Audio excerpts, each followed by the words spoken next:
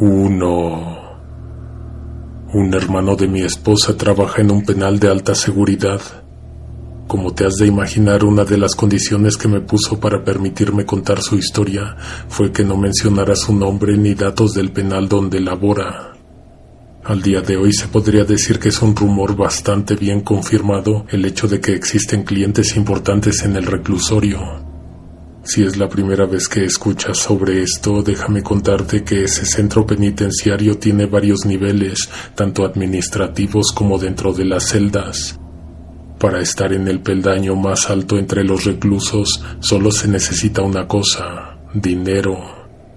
No te daré detalles de la manera en que viven aquellas personas dentro del penal, pero imagina que tienen suficientes comodidades. En los años 90, uno de esos clientes solicitó que le permitieran ingresar ciertos objetos. De madrugada llegó una camioneta al penal. Esta traía una caja. Era de esperar que este paquete fuera revisado minuciosamente. En él venían sobre todo cartas de una mujer que el prisionero tenía fuera del matrimonio. También portaba fotografías de la que se suponía era su hija. Había manualidades que la niña le había hecho en la escuela, para el padre más honesto y trabajador del mundo. En la caja también había un violín. En otras ocasiones han entrado botellas de champán, banquetes, televisores, consolas de videojuegos, todo para hacer la estancia más amena. En esa ocasión no se encendió ninguna alarma entre el personal que le dio luz verde al paquete. Pero tal vez tú ya hayas encontrado el error que cometieron, el gran error. Con las cuerdas de un violín se le puede hacer mucho daño a otra persona. Asfixiar es lo primero que se me vino a la mente, pero también con esas cuerdas se pueden amputar miembros. Era cuestión de esperar a que sucediera la tragedia, pero francamente nadie estaba contando los días hasta que ocurrió.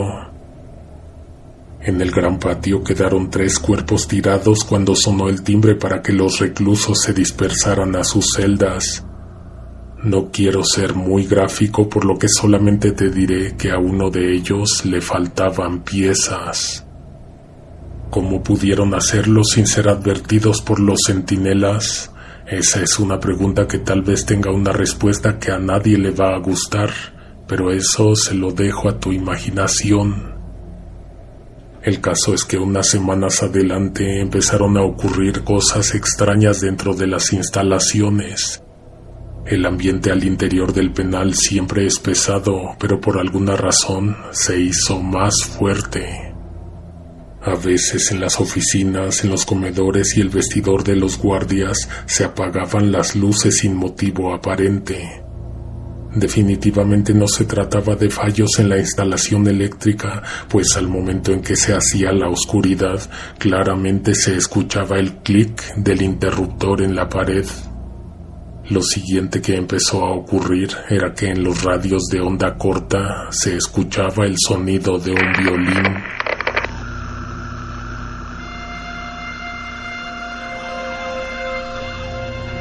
Mi cuñado y sus compañeros quisieron pensar que alguien dentro del penal estaba jugándoles una broma bastante pesada. En los días posteriores se ejecutó una orden de inspección en las celdas. El objetivo era encontrar un radio con el que algún reo pudiese estar interfiriendo las comunicaciones al interior del reclusorio. Aunque lo encontraran, quedaría una pregunta que nadie se estaba haciendo. ¿Quién estaría tocando el violín del otro lado de la línea? La revisión duró un día completo en el que efectivamente se localizaron toda clase de objetos, excepto aquel que estaban buscando.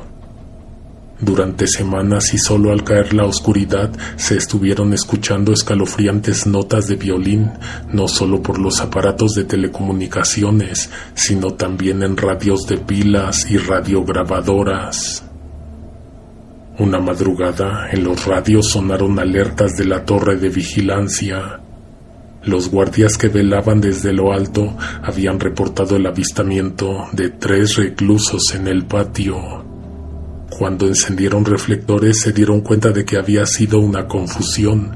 Sin embargo, al hacerse nuevamente la oscuridad, las sombras reaparecieron. Varios de los compañeros de mi cuñado, incluyéndolo a él mismo, tuvieron la oportunidad de ver esa noche una tercia de sombras proyectadas en un muro. Siluetas que no le correspondían a ningún cuerpo y que más bien parecían ilusiones ópticas, con el gran pero de que una de esas figuras no tenía cabeza.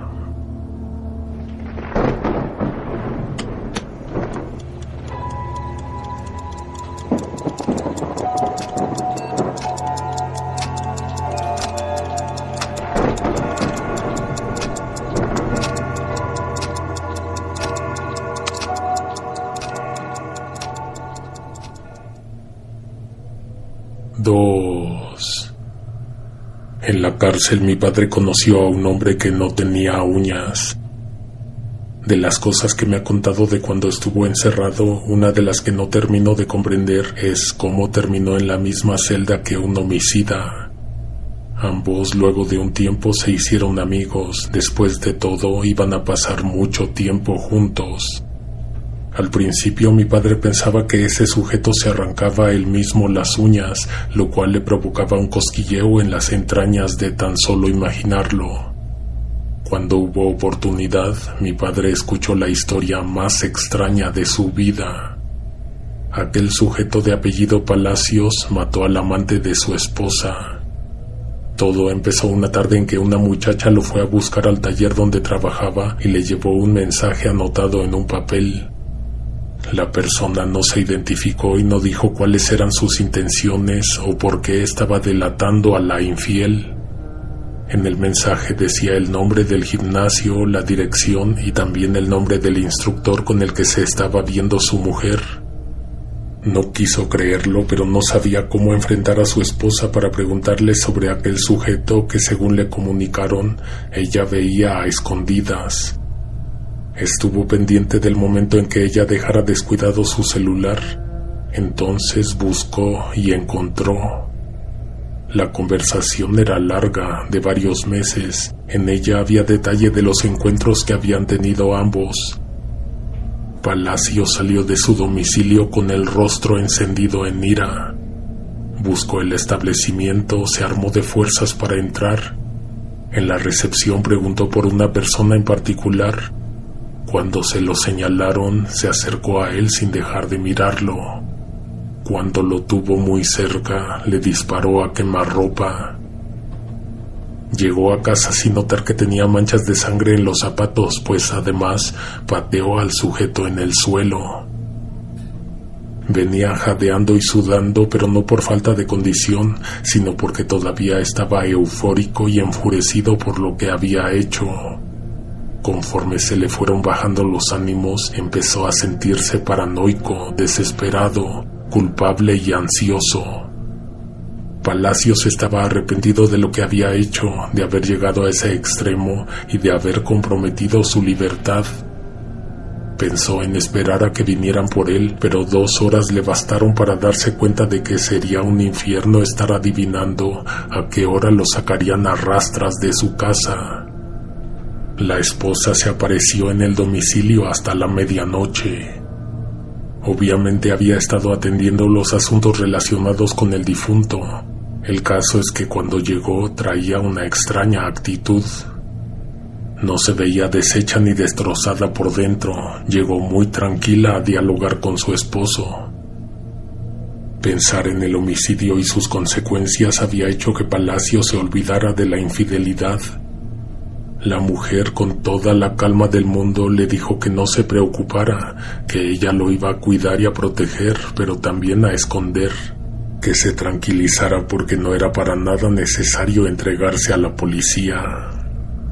Aún así, Palacios no podía irse a dormir, el corazón le latía al máximo y se sentía desesperado. Además de todo, le había entrado al vicio para intentar apaciguarse. No supo en qué momento perdió la conciencia, el caso es que poco a poco cayó en una pesadilla. Cuando despertó estaba metido en una tina de latón. No se podía mover porque no tenía fuerzas, pero además porque las extremidades las tenía aprisionadas en una especie de grillete doble. Se encontraba desnudo, con medio cuerpo sumergido en un agua oscura, en una mezcla de hierbas, lociones y animales despedazados. Tenía marcas de agujas en las muñecas de donde era evidente que le habían extraído sangre. Debajo de las uñas tenía incrustados diminutos papeles doblados de tal manera que se les hiciera una punta que pudiera separar la carne de la uña. Frente a él se encontraban dos mujeres portando máscaras. Una de ellas evidentemente era su esposa, la otra se veía como una total desconocida. Cuando una de ellas terminó de rociar en el piso un líquido inflamable que formó un círculo alrededor de él, colocó unas velas gruesas adornadas con mechones de pelo y entonces prendió fuego. Por palacios no llegó la policía con sus pistolas y macanas de juguete. La federal derribó la puerta y entró apuntándole con armas largas. Para ese instante las dos mujeres ya se habían salido de la casa. El momento de la aprehensión fue algo bizarra. Al sujeto tuvieron que cortarle los candados que lo tenían inmovilizado, sacarlo del agua y vestirlo porque todavía no cobraba completo control de su cuerpo. No pasaron ni 3 días cuando él ya había sido admitido en el reclusorio. Esa persona llegó mucho antes que mi padre. Cuando se conocieron, él ya tenía casi 3 años cumplidos del total de su condena. Ahora toca explicar por qué esa persona no tenía uñas. El primer día que pasó en la cárcel por la noche, una demoníaca figura se apareció en su celda. Él no se dio cuenta de que lo habían estado vigilando desde que se apagaron las luces, pero su entonces compañero sí. De hecho, después contó que todo el tiempo estuvo paralizado, viendo una figura en la esquina más oscura. Tenía todo el aspecto de un cuerpo en avanzado estado de descomposición, algo que podía hacer que no tuviera vida, un cadáver fuera de la tumba. Lo que lo despertó fue un horrible y punzante dolor en uno de sus dedos de la mano derecha. Aquella cosa le había arrancado una uña de un fuerte tirón. El grito que dio le trajo problemas ya que despertó a varios y atrajo a los guardias. Hubo castigo evidentemente, además de que tuvo que soportar el dolor y el ardor que le quedó en donde tenía la carne viva, expuesta. Cada noche le arrancaron una uña nueva. No importaba qué hiciera, cómo se durmiera o si decidía quedarse despierto a enfrentar al muerto. El sujeto le mostró a mi padre que no solo tenía arrancadas las uñas de las manos, sino también las de los pies. Esa cosa que lo visitaba le daba unas semanas de descanso en lo que le volvían a crecer. Entonces venía de nuevo, volvía a causarle dolor inaguantable, solo que como no podía gritar libremente, ahogaba sus alaridos en un gemido escalofriante. No había que pensarle mucho. Su esposa le echó encima al muerto para vengarse por el homicidio de su amante. Mi padre dice que nunca quiso ver cuando aquella cosa le arrancaba las uñas, pero una vez antes de dormir se dio cuenta de que debajo del catre de su compañero estaban los restos de una persona. Tenía la mirada muerta y los brazos flacos y largos. Estaba allá abajo, esperando a que Palacio se quedara dormido.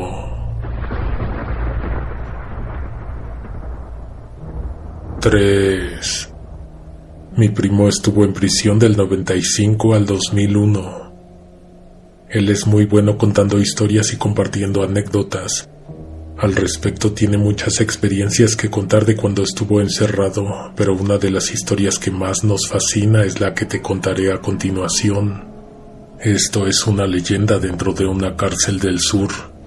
Allí por los años 70 el penal no era tan grande como el que conoció mi primo y ciertamente mucho menos que como se ve en la actualidad.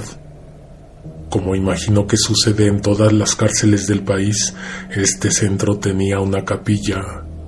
A diferencia de las demás que solo son cuartos con bancas y cruces pintadas en la pared, este era un edificio apartado de las celdas, una pequeña construcción mucho más antigua que la misma cárcel. Al inicio, cuando se alzaron los muros, esta quedó encerrada dentro de los límites del centro correccional, al final del patio.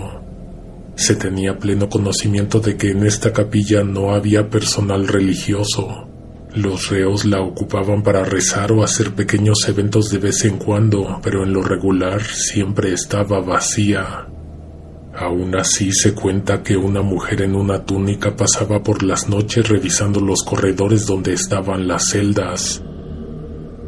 No se veía como una monja, pero definitivamente pertenecía a una congregación religiosa. Algunos decían que era un fantasma, pues nunca la habían visto de día, solo en rondas de madrugada, cuando la mayoría están dormidos. Pero también existía el detalle de que a menos de 20 minutos caminando había un centro religioso, una casa de retiro o un seminario. Algunos compartían la idea de que de ahí venía una persona a visitar a los reclusos. De igual manera no era algo que tuviera mucha importancia. Fueron pocos los que la vieron, en particular aquellos que tenían ligero el sueño, que no podían dormir por tormentos en la mente. Esta mujer se detenía con algunos, rezaba con ellos, se agachaba y se acercaba a las rejas. En una mano llevaba una vela, misma con la que se iluminaba un poco la celda y el corredor. Quienes tuvieron contacto con ella mencionaron que su rostro siempre se veía sereno, descansado, pálido e inexpresivo. Decían que parecía como si estuviera dormida o sonámbula. Si te dieran a elegir, estoy seguro de que preferirías que fuera un fantasma, y así no habría tantas preguntas sin respuesta. ¿Cómo le haría esta mujer para salirse del claustro, andar todo ese camino oscuro que conectaba ambos centros y, sobre todo, cómo lograba ingresar hasta los corredores de las celdas? Una noche uno de los reclusos que estaba despierto se levantó del suelo porque de pronto le vino ansiedad y desesperación. Estaba cansado de dar vueltas intentando poder dormir. De pronto vio aparecer una pequeña luz en el corredor. Era la vela que esta persona llevaba en mano. Ella caminaba lento, pero no se detuvo sino hasta que llegó con el hombre que se encontraba despierto. Ese fue su primer encuentro con ella. La escuchó rezar, él hizo lo mismo, repitió las mismas palabras en voz baja. Antes de que la mujer se levantara y partiera, este sujeto le miró la mano. Estaba completamente cubierta por lágrimas de cera, como si esa vela tuviera semanas encendida. A pesar de que ese hombre seguido padecía insomnio, no la volvió a ver. Además recuerda que no era un asunto de diario. Semanas o meses adelante a ese sujeto le tocó el turno de la limpieza de la capilla.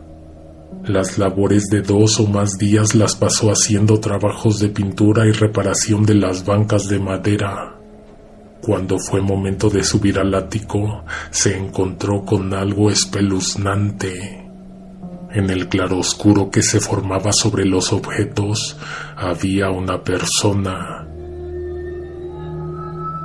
Era esa mujer con la túnica quien aguardaba inmóvil entre otras sombras.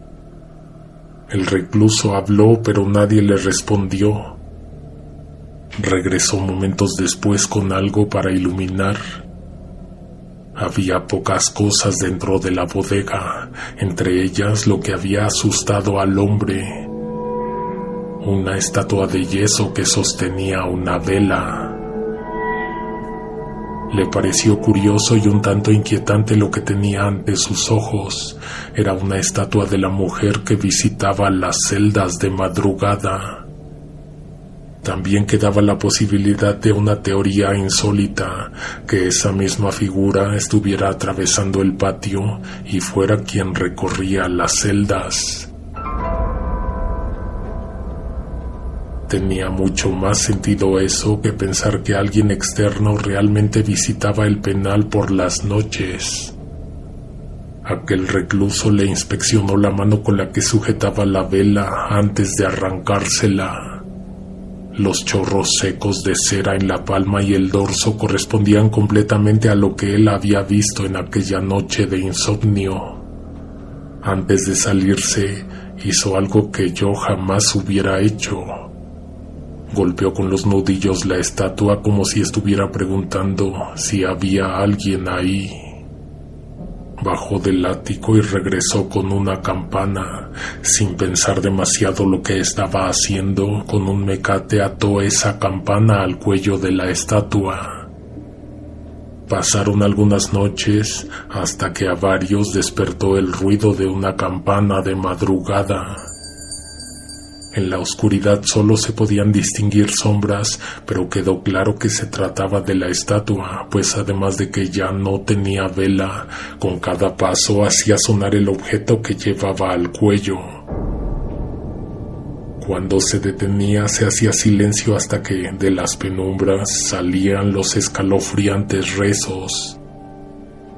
La persona que le puso la campana, en cuanto tuvo oportunidad, acudió a la bodega a quitársela. En los días subsecuentes se terminaron las visitas de aquella mujer, al menos eso fue lo que pensaron los demás. Aún se escuchaban los pasos, pero eran muy ligeros y algo difíciles de notar. Por muchos años siguió rondando las celdas de madrugada, pero no muchos notaban su presencia.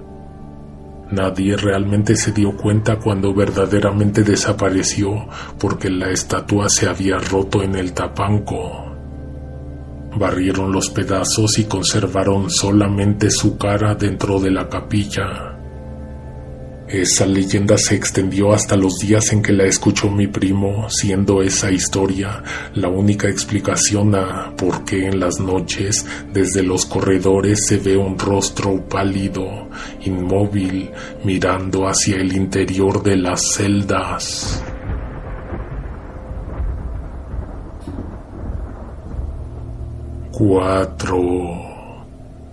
Hace años nos quedamos a una evaluación que tuvo lugar dentro del penal. Mientras esperábamos a que nos entregaran los resultados, nos pusimos a platicar experiencias de terror entre todos mis compañeros. Casi todos teníamos bastante tiempo laborando en el mismo centro, en el mismo horario, a excepción de un par de elementos que habían sido transferidos recientemente. Uno de ellos dos venía de un estado del norte. Cuando fue su turno de contar experiencias propias, nos dejó a todos con la boca abierta. En el penal donde solía trabajar tenían un taller de carpintería. Aquel era un sitio al que se le sacaba mucho provecho, pues los reclusos tenían oportunidad de fabricar y vender muebles. En todo el tiempo de operación de dicho taller no se había presentado ninguna emergencia, pero una tarde se escucharon horribles gritos que venían de ese edificio al fondo del centro penitenciario.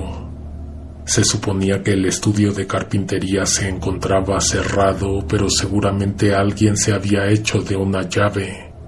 El caso es que cuando los elementos acudieron, encontraron a un hombre bañado en chorros de su propia sangre.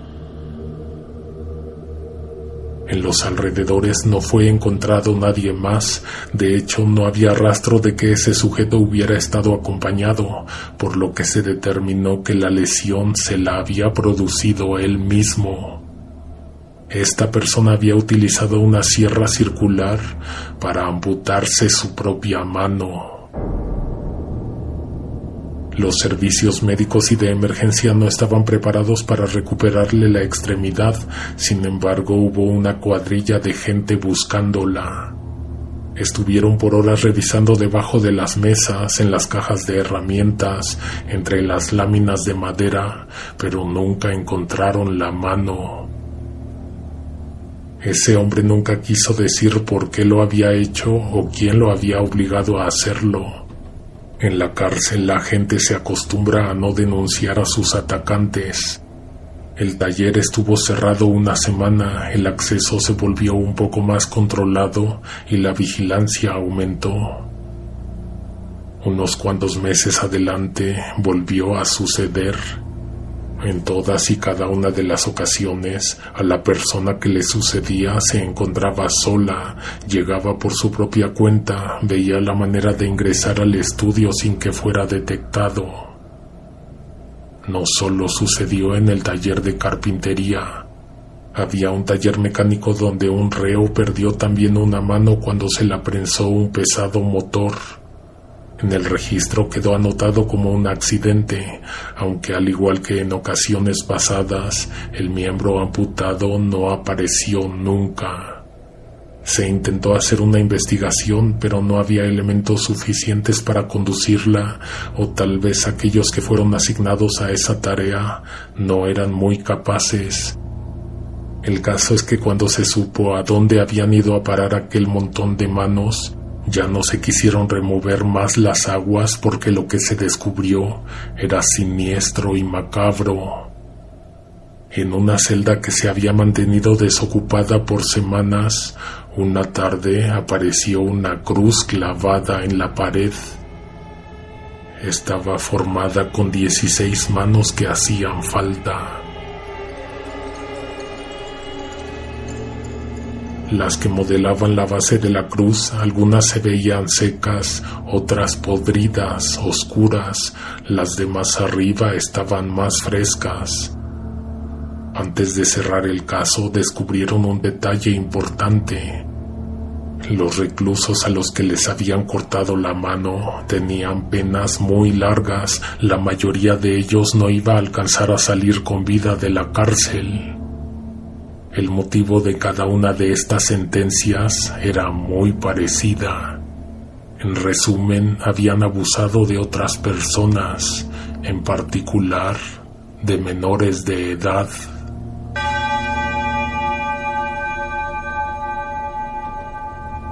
En el archivo quedan muchas otras historias que contar. Esperamos que estas experiencias hayan sido de tu agrado.